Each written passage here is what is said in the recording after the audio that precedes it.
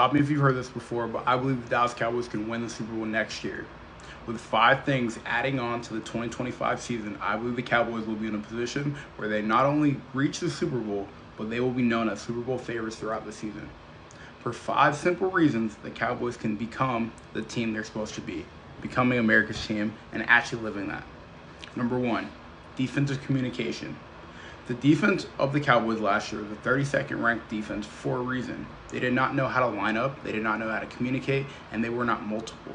The difference this year is Christian Parker is replacing Matt Eberflus as defensive coordinator. He has preached about intelligence, he has preached about field play and understanding where you're supposed to be on the field. He wants to play multiple and he wants to be able to be fluid.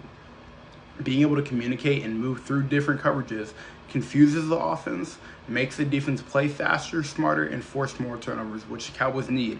If they just go from being the worst defense in the league to being an average defense in the league, they have a chance of making the playoffs. Number 2, actually utilizing free agency. The Cowboys have been known to shop in the bargain bin.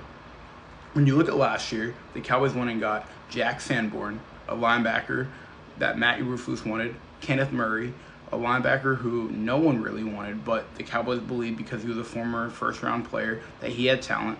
And then they were left with Javonte Williams, who was coming off an ACL injury. Luckily for them, Javonte Williams was healed, and he showed that he was ready to be a starting NFL running back. But if the Cowboys change the free agency strategy and actually go after bigger names such as Nakobe Dean, Trey Hendrickson, and other legitimate free agency targets, if you get star players that have star production, you will continue to grow as a franchise, whereas before, being cheap has led to nothing. Number 3, allow stars to play to their strength. The Cowboys acquired Quinnen Williams, a perennial defensive lineman. I think Quinnen Williams is going to have an all-pro year, but in order to do that, you need to allow the freedom of play from Kenny Clark, Osa Odighizuwa, Deron Bland, and the other playmakers on the Cowboys defense. That means allowing them to play press. That means allowing them to play man up close and doing what they're best at. Deron Bland went from leading the NFL in pick sixes to being one of the worst cornerbacks in man coverage because he was playing off and because he's playing in a system that he was not made for.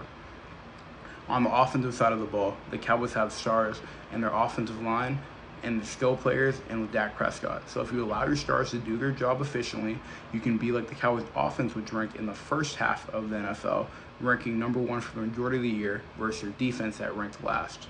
Number 4, cut down on penalties. The Cowboys often lead in penalties because they have undisciplined mistakes such as taunting, unsportsmanlike conduct, and various things that cost the Cowboys yards, keep the offense off the field and keep the defense on the field, which is everything that you don't want in a football team.